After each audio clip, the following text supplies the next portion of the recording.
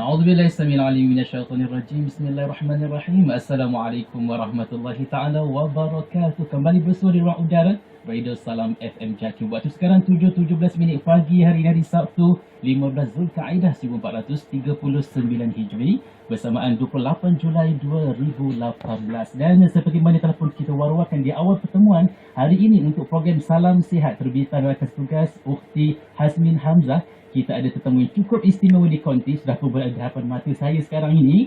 Saya mengucapkan selamat datang kepada yang berbahagia Profesor Madja Dr. Rogayah Abdul Razak yang merupakan Profesor Madja di Program Sains Pertuturan Fakulti Sains Kesihatan Universiti Kebangsaan Malaysia. Assalamualaikum Prof. Sekali lagi Prof. Apa khabar hari ini? Sihat Alhamdulillah. Alhamdulillah. Mungkin gini kali pertama Prof bersama dengan Salam FM ya? Kali pertama di radio. Di radio. Alhamdulillah. Terima kasih. Dan hari ini Prof akan berkongsi dengan rakan-rakan pendengar Salam FM berkenaan dengan satu program ataupun berkenaan dengan satu inovasi berkenaan dengan bahasa kanak-kanak. Saya difahamkan Prof merupakan seorang pakar dalam bahasa kanak-kanak dan linguis klinikal di Fakulti Sains Kesihatan. Mungkin di awal ni Prof boleh ceritakan sedikit apa agak yang sebenarnya kalau kita cerita tentang kepakaran Prof dalam bidang bagaimana berkaitan dengan pertuturan itu, apa sebenarnya? Mungkin ada yang belum dapat gambaran yang jelas berkenaan apa yang Prof buat sebenarnya. Ya, terima kasih. Program Sains Pertuturan di UKM ni adalah satu program yang mengendalikan individu yang mempunyai kecelaruan komunikasi. Ya, kecelaruan komunikasi ni maksudnya menghadapi kesukaran untuk memahami, untuk bertutur, menelan dan sebagainya. Jadi berangkumi kanak-kanak dan juga orang dewasa. Jadi saya sebagai seorang linguis klinikal, kerja saya ialah untuk meneliti perkembangan norma bahasa kanak-kanak dan kemudian mengaplikasikan pengetahuan itu kepada individu atau kanak-kanak yang ada masalah bahasa dan pertuturan. Jadi saya meneliti yang tipikal dan melihat juga yang atypical. So daripada kerja yang sebegitu, saya kemudian terus mengaplikasikan maklumat itu untuk menghasilkan satu alat. Masya untuk Allah. menilai. Itu yang hebat tu yang kita dengar hari ini sebenarnya. Ia berkaitan dengan satu alat yang katakan boleh menguji dari segi tahap penguasaan bahasa dan pertuturan diberi nama apa ni, MPLAT macam tu Prof ataupun alat ujian bahasa Melayu kanak-kanak prasekolah. Ia khusus pada prasekolah tadika sahaja mungkin Prof boleh ceritakan sedikit berkenaan dengan alat ini. Cik Azri, sebenarnya kanak-kanak ini bila dia mula lahir ke dunia, dia sudah mula pada hari yang pertama tu sudah mula melalui proses perkembangan bahasa. Tetapi proses itu bermula dengan dia mendengar bunyi, kemudian dia mengeluarkan bunyi dengan babbling, bebelan. Lepas itu pada tahap satu tahun tu dia dah mula mengeluarkan perkataan. Jadi daripada itu dia akan melalui proses di mana dia menggabungkan dua patah perkataan dalam satu ujaran dan sebagainya.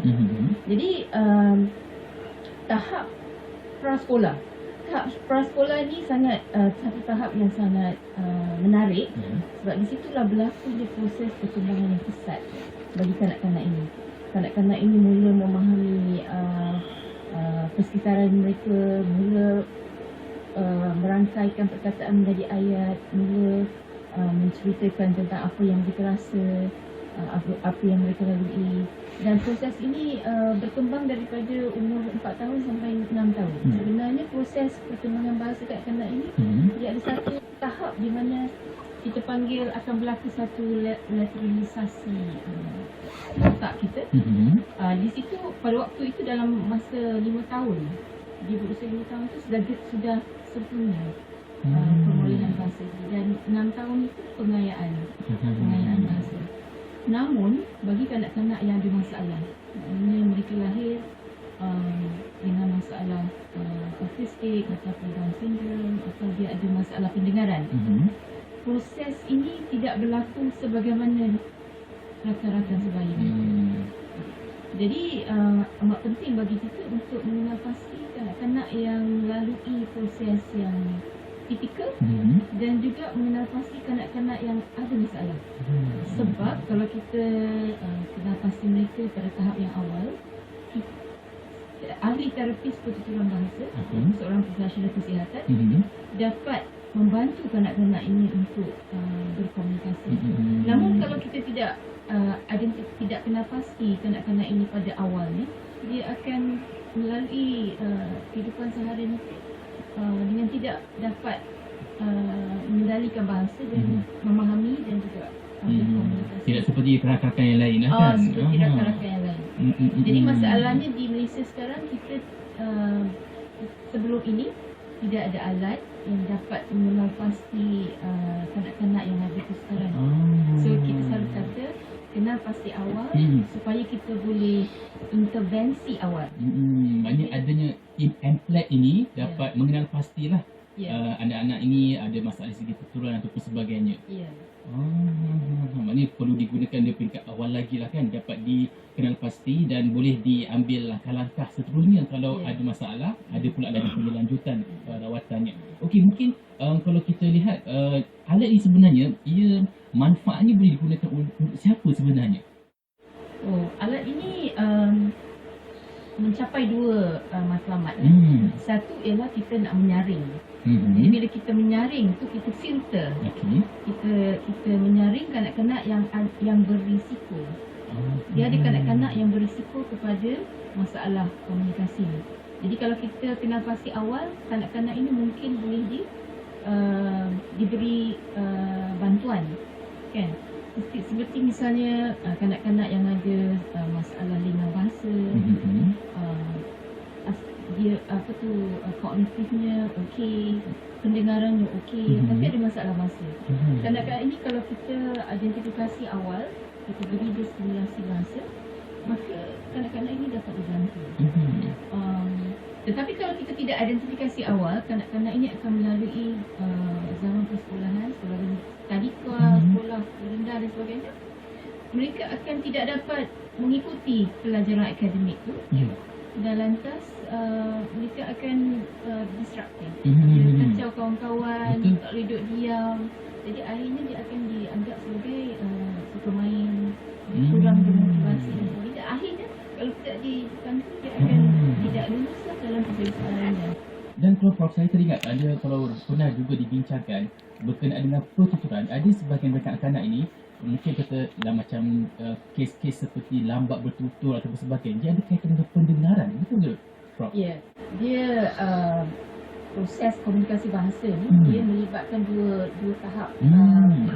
Kita panggil tahap representasi perwakilan. Satu ialah pemahaman. Pemahaman. Dan yang kedua ialah penghasilan. Jadi kalau kita untuk kita hasil, kita perlu faham. Jadi pada masa pemahaman itu kanak-kanak akan banyak mendengar. Itu umur sebelum setahun tu dia banyak mendengar. Jadi itu yang pada satu tahun dia dah boleh sebut perkataan. Dia dah boleh menamakan benda-benda di persekitaran ni. Dan ini harus dibantu dengan keupayaan mendengar. Jadi bila kita mendengar, repository bahasa dalam minda kita akan berkembang dari sehari ke sehari. Jadi kosakata kita, kata-kata yang kita tahu itu akan berkembang. Tetapi kalau kita tidak boleh mendengar, pada tahap babbling, katanya daripada normal, bandingkan kanak-kanak tipikal dan kanak-kanak tidak tipikal, mereka akan sama sehingga sampai dia babbling. Jadi kemudian kanak-kanak tipikal dia akan terus, tapi kanak-kanak yang tidak tipikal, misalnya masalah pendengaran sebagainya, dia akan berhenti di situ. Dari itu kalau kita menjalankan pembenahan implan kokli atau koklinya rusak, kita boleh membantu kanak-kanak itu mendengar. Selagi dia boleh mendengar, insya-Allah dia boleh bercakap. Tapi kalau dia tak boleh mendengar, tidak ada kefahaman, dia tak boleh menghasilkan. Jadi ada kaitan rapat. Okey Prof, kita berbalik pada alat tadi tu. Alat ni kalau boleh tak kalau kata-kata juga sangat berguna untuk guru-guru tadika? Atau bukan? Ya. Kita pergi balik kepada saringan tadi kan. Kita ada dua perkara, saringan dan juga diagnosis. Jadi alat ini tujuan dia, gunanya untuk menyaring. Satu, dan kedua untuk mendiagnosis. Menyaring ini adalah kanak-kanak ini sebenarnya dia akan berjumpa dengan dua profession yang utama. Pertama ialah jururawat di klinik kesihatan. Jadi bila kanak-kanak ini daripada kecil diberikan suntikan dan sebagainya, dia akan berjumpa dengan jururawat lah. Jadi jururawat boleh menyaring. Selain daripada menyaring perkembangan motor, kognitif dan sebagainya, vision, penglihatan, jururawat di klinik kesihatan di seluruh negara boleh juga menyaring untuk bahasa. Kita ada alat saringan kita yang dalam 10 minit kita dah boleh tentukan budak ni berisiko atau tidak kepada masalah bahasa. Dan yang kedua, profession yang bertemu dengan kanak-kanak ini kita panggil frontliners adalah guru-guru tadika. Dan sebenarnya pada 25 Julai baru-baru ini 2018, YB Khairi Jamaluddin di dalam parlimen telah menyarankan supaya guru-guru tadika menjalankan saringan bahasa. Sebab kalau kita tidak saring, kita tak tahu budak-budak ni ada masalah ke tidak. Jadi penyaringan itu sangat penting. Yang kedua tu diagnosis. Bila kita dah saring dan budak ini gagal lah katakan, kita akan merujuk dia kepada terapis pertuturan bahasa yang akan menjalankan ujian yang lebih mendalam menggunakan versi diagnosis tadi. Jadi daripada segi itu kita dapat tahu masalahnya pada tahap pemahaman atau pada tahap penghasilan. Dan juga pemahaman itu adakah ianya disebabkan oleh perbendaraan kata yang kurang ataupun maklumat kata bahasanya itu kurang. Sebab dia macam kita bina rumah, kita ada dia punya konkrit itu dan kita simen kan. Jadi konkrit itu adalah perkataan-perkataan. Tanpa simen atau kata bahasa kita tak dapat merangkaikan. Jadi itu yang penting bagi saya lah. Alat ini sebenarnya sebelum ni tidak ada kerana alat ini perlu dipiawaikan. Yang akan berlaku ialah kita piawaikan, kita dapatkan skor normatif daripada kanak-kanak normal. Jadi kita menjalankan kajian ke atas 500 orang kanak-kanak di seluruh Malaysia dan kita dapatkan skor normatif. Jadi sekarang dah ada skor normatif. Bila kita uji kanak-kanak yang ada masalah, kita bandingkan kanak-kanak yang atypical atau yang ada masalah ini kepada skor normatif skor kanak-kanak kita. Dari itu kita tahu sejauh mana dia kesukarannya berbanding kanak-kanak sebaya. So sangat penting sebenarnya. Tadi Prof kata apa ni sebelum ini memang belum ada alat ini. Alat ini dah berapa lama Prof? Sebenarnya saya menjalankan kajian ini sejak 2006. Oh, lama tu. Lama saya mendapat kejayaan Fulbright PhD scholar, pergi ke Amerika Syarikat, menjalankan kajian di situ, balik dan menjalankan kutipan data bagi kanak-kanak di Malaysia. Penting sebab kita perlu menilai kanak-kanak kita berdasarkan norma kanak-kanak kita. Sebelum ini ahli terapis pertuturan bahasa ni tak ada alat. Tetapi alat itu dibeli daripada negara barat dan alat itu berdasarkan normatif kanak-kanak barat. Sebab saya pun nak tanya bagaimana agaknya artis terapis menggunakan alat. Mungkin ada mekanisme lain digunakan sebelum adanya alat yang dicipta oleh Prof ni. Memang. Jadi dia mereka melakukan pemerhatian. Jadi berdasarkan pengalaman sendiri dan pengalaman klinikal, ahli terapis pertuturan bahasa, mereka menilai sama ada kanak-kanak ini boleh menjawab soalan, boleh menceritakan dan sebagainya. Jadi dari segi pemerhatian kita panggil subjektif. Di samping itu laporan dari ibu bapa, interview ibu bapa, dari segi latar belakang budak ini lahir macam mana dan sebagainya. Lahirnya normal tidak. Jadi berdasarkan daripada maklumat subjektif ini, ahli terapis pertuturan bahasa akan menjalankan intervensi ini. Namun dengan MPLAT kita berdasarkan kepada skor normatif. Maknanya kita dah uji dan kita akan melihat sama ada skor kanak-kanak yang kita uji ni terletak di mana. Di bawah selalunya kalau dia ada masalah, dia di bawah purata, skor purata. Sama ada 1.5 sesihan lazim atau 2 sesihan lazim.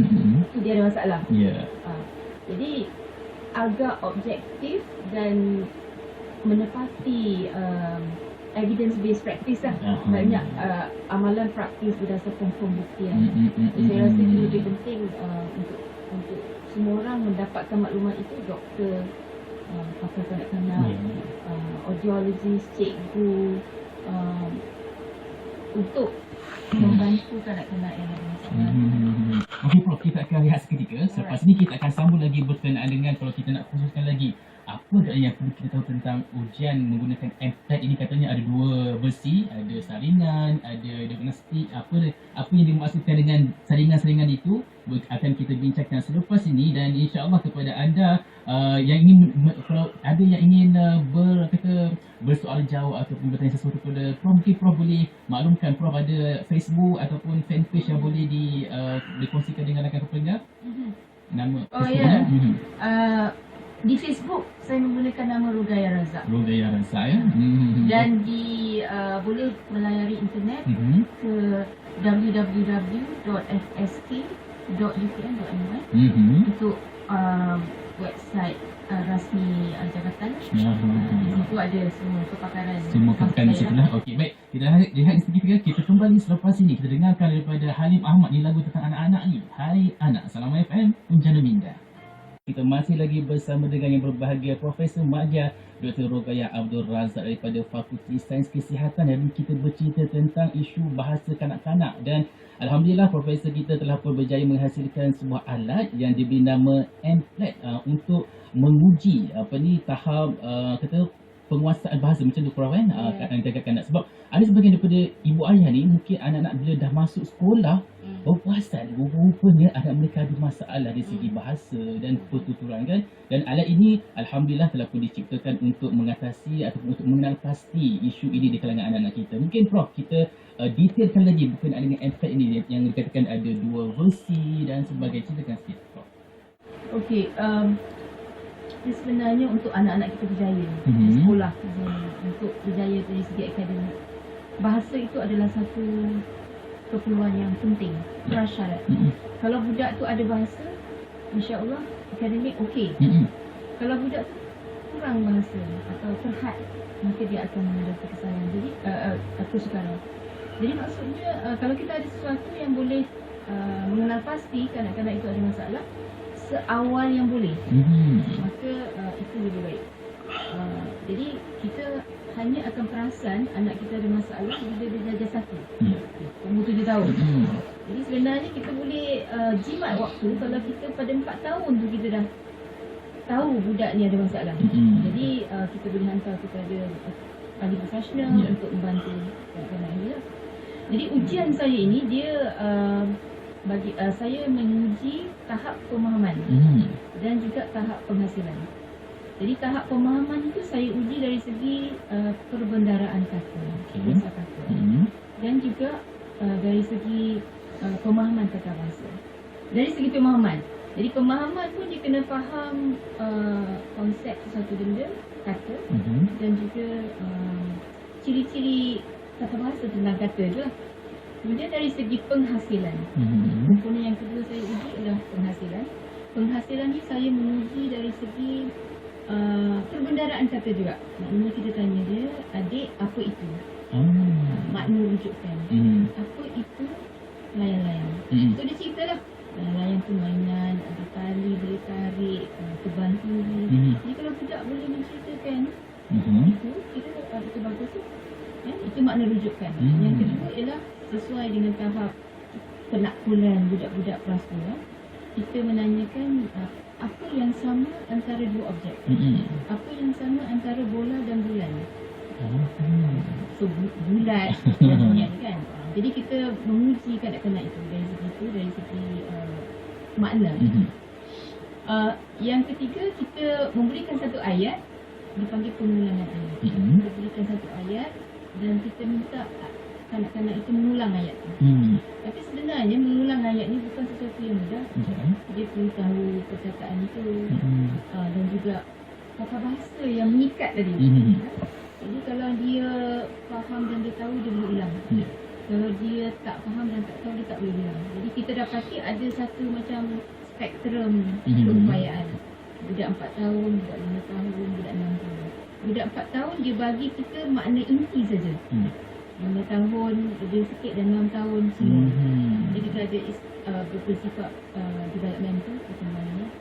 Dan akhir sekali disebabkan oleh ini kanak-kanak prasekolah nak masuk ke alam persekolahan. Jadi kita mengadakan satu lagi ujian, kita panggil kemahiran awal literasi. Maknanya kanak-kanak ini diuji sama ada dia tahu dia kena huruf tak, sama ada dia tahu tak bunyi sesuatu bunyi tu hurufnya apa. Jadi untuk mengeja kita perlu tahu sifat-sifat bunyi sesuatu huruf itu. Lepas itu juga dari segi menulis. Kadang-kadang kalau kita menulis, kalau kita lihat kanak-kanak, anak-anak kita menulis, tengok cara dia pegang pensel tu. Kalau budak yang tipikal, dia akan pegang cara yang sepatutnya. Tapi kalau kanak-kanak yang ada masalah, dia cara dia pegang tu macam tak selesa, tak betul. Itu satu petanda kemungkinan anak kita tu ada masalah. Jadi kita menguji dari segi itu dan juga menguji secara asas mengeja, berkata, perkataan, menulis. Dan kalau ditanyalah apa kelainan ataupun inovasi yang cuba Prof ciptakan menelusuri alat ini kepada penggunaan masyarakat kita? Dari segi inovasi itu maksudnya selama ini terapis bertuturan bahasa mengambil masa untuk memerhatikan, untuk mendapatkan maklumat daripada ibu bapa, cikgu, macam mana budak ini prestasinya. Tetapi dengan M-Plan, kalau dulu tadi kan 10 minit dia dapat dah jawapannya. Budak ni sebab dia lulus gagal.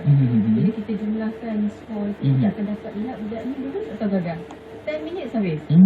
Bagi yang diagnosis, dia lebih mendalam dalam 30 ke 40 minit. Tapi itu perlu sebab kita nak tahu salahnya pada tahap penguasaan perkataan atau tahap tata bahasa. Juga dari segi pemahaman untuk menghasilkan ayat. Dan adakah alat ini sudah pun digunakan oleh golongan-golongan tertentu, sudah pun dibuat menerima feedback ataupun sebagainya? Ya, kita telah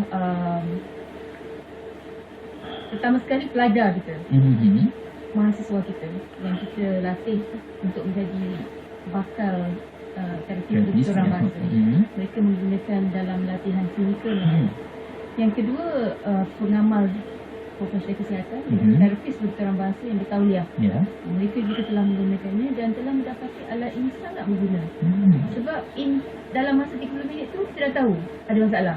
Dan tahap mana, masalah pemahaman, masalah penghasilan, literasi dan sebagainya. Dan juga kita telah mengadakan satu kajian soal sidik di antara terapis bertuturan bahasa. Maklum balasnya baik. Kita setuju dengan alat yang sebegini ini dan mereka menjangkakan memang boleh membantu. Kemudian kita juga melakukan satu feasibility study di mana kita memilih 4 center hospital di swasta dan sebagainya, pusat intervensi awal, dan kita beri mereka guna alat ini selama 2 bulan. Jadi selepas menggunakan selama 2 bulan, mereka berikan kita feedback. Jadi ada sedikit untuk perbaikan, tapi generally keadaannya memang diterima bagus. Sangat berguna. Sebab sekarang parents bukan macam dulu. Parents lebih proaktif, lebih inform, lebih berpengetahuan. Jadi bila kita profesional cakap dengan parent, saya minta maaf puan, anak puan ini, dia akan tanya dia akan rasa apa. Jadi kalau ada ujian objektif, terapis boleh melakukan tu. Kita dah uji dan kita rapati dengan. Maknanya alat ini untuk golongan profesional. Kalau ibu ayah nak guna boleh ke? Ataupun boleh, tapi perlu dilatih. Jadi saya cakap awal tadi, guru tadika, jururawat, perlu dilatih dulu. Bila dilatih dalam sehari tu, kira saya rasa jadi parents pun kalau nak guna kena dilatih dulu lah. Dan itu dah betul apa? Software ke ataupun ada betul alat yang dicipta atau bagaimana tu? Setakat ni kita ada hardware. Kita ada manual. Maknanya hardware lah. Manual, ada buku stimulan, buku bergambar, Ya, ya. lepas tu borang skor dan juga manual macam ni. Dan dia sudah pun dipasarkan. Sudah dipasarkan, ada di pasaran dan boleh didapat di Google je dapat ataupun hubungi www.hunilangit.com. Kalau nak Google tu nak tulis apa tu, Prof? Amplat. Amplat. Oh, akan keluar teruslah dia punya details berkenaan dengan alat inilah ya. In fact, baru 3 hari yang lalu sebab saya perlu saya membuat video. Jadi kalau pendengar di sana, di luar sana, Google Amplat YouTube, Okey. ada satu video 3 minit saya menceritakan tentang alat tu. Just search MPLAT YouTube, www.youtube.com. Ya, okey. Prof, ada tak perancangan untuk kata upgrade lagi sistem ini untuk ke arah yang lebih baik? Ya. Macam Kita memang ada perancangan. Maksudnya kita ingin menjalankan kajian di mana kita menukar mereka pada apps. Oh, okey. Sebab kita sekarang sangat biasa dengan telefon pintar. Jadi kalau ada apps itu lebih menarik, lebih canggih, dapat menarik perhatian anak-anak kan, bila kita menguji mereka. Dan juga dari segi web base, maknanya setiap pengguna Amplat akan dapat berkomunikasi dengan satu pusat website yang dapat memberi mereka maklumat dan ibu bapa pengguna dapat memberikan skor-skor kanak-kanak mereka. Jadi ada satu perhubungan dua hala antara pengguna Amplat dan juga pembentuk Amplat. Dan saya fahamkan alat ini juga telah pun ingin dicalonkan kepada anugerah inovasi, macam mana, Prof? Oh ya. Walaupun masih orang kata apa? Masih pada tahap pencalonan ya. Sebab jadi telah dicalonkan oleh UKM untuk anugerah akademik negara bahagian pengkomersialan dan juga inovasi. InsyaAllah. Bagi saya dipilih untuk dinamakan itu pun satu kejayaan. Masya-Allah. Dan saya pun juga difahamkan Prof ada menghasilkan buku juga ya. Mungkin boleh ceritakan sikit, Prof. Saya ni sebenarnya seorang ahli bahasa. Oh ya. Mengkaji bahasa Melayu. Kita panggil seorang linguis. Bidang saya adalah linguistik. Jadi baru-baru ini dalam tahun lepas saya menghasilkan satu buku yang dipanggil Teori Sintaksis Melayu. Okey. Di mana saya menceritakan tentang aspek-aspek sintaksis atau ayat di dalam bahasa Melayu. Dan sudah dijual oleh Dewan Bahasa Pusaka. Ada di pasaran. Itu dia satu perkara yang sangat menarik sebenarnya daripada pakar bahasa juga sebenarnya. Alhamdulillah hari ini datang ke Salam FM untuk berkongsi berkenaan dengan sebuah alat untuk menguji kata tahap penguasaan anak-anak kita dari segi bahasa dan juga pertuturan, dan insya-Allah kita doakan semoga terus memberikan banyak manfaat kepada kita semua, masyarakat Malaysia khususnya. Dan di penghujung rancangan ini, Prof mungkin ada harapan lah kepada masyarakat dan juga mungkin mereka yang akan menjadi pengguna Amplat ini untuk masa-masa akan datang. Mungkin Prof ada kata-kata akhir untuk disampaikan kepada mereka. Silakan, Prof.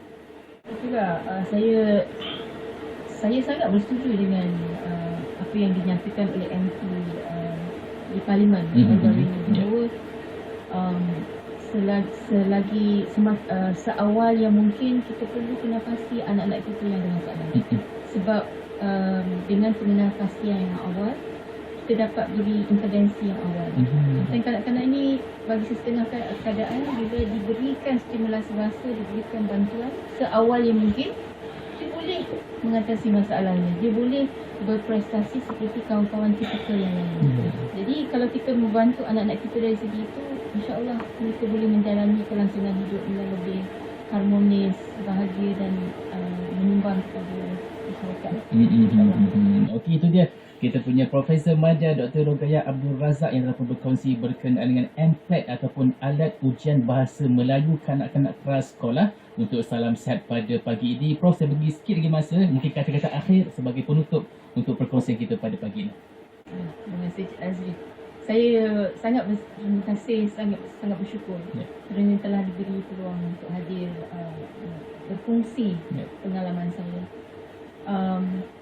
Bagi saya, sebab saya pun sendiri ada 4 orang Kalimantan. Jadi Kalimantan itu adalah amanah daripada Allah SWT. Dan kita kalau boleh kita melakukan yang terbaik. Bagi saya lah, kalau Cik Nazir tanya saya apa, take home message saya. Take home message saya ialah bagi ibu bapa kurangkan masa gadget bagi anak-anak kita. Kalau boleh jangan diperkenalkan. Tapi kalau terpaksa disebabkan oleh persaingan peers dan sebagainya, dikawal. Yang kedua, kalau boleh kita membaca. Reading, membaca itu adalah satu sumber yang sangat penting untuk perkembangan bangsa. Mula-mula kita bacakan kepada anak-anak, kemudian dia baca sedikit-sedikit, lama-lama dia baca sendiri. Dan bagi saya seorang guru, saya juga seorang guru. Saya mendapati bahawa membaca pada anak-anak kecil, menyemai sikap suka membaca, menggalakkan tabiat membaca di kalangan pelajar kita, memperkayakan tahap penguasaan bahasa mereka dan juga minda mereka. Jadi kita perlu pentingkan tabiat membaca di kalangan masyarakat kita. Okey, saya rasa dengan ucapan itu berakhirlah sudah pertemuan kita pada pagi ini. Terima kasih sekali lagi kepada Yang Berbahagia Profesor Maja Dr. Nurgaya Razak yang merupakan pakar bahasa kanak-kanak dan linguis klinikal di Fakulti Sains Kesihatan Universiti Kebangsaan Malaysia. Dan pastinya kita doakan semoga profesor kita terus mencipta sesuatu yang lebih baru kepada masyarakat untuk berikan banyak lagi manfaat kepada semua yang akan menggunakannya, insya-Allah, amin. Dan kepada yang bakal menggunakan MPLET, adat ujian bahasa Melayu kanak-kanak prasekolah ini, semoga dapat dimanfaatkan untuk anak-anak kita. Semoga mereka lebih menjadi isteri yang berjaya pada masa akan datang. Terima kasih Prof. Kita jumpa lagi. Assalamualaikum.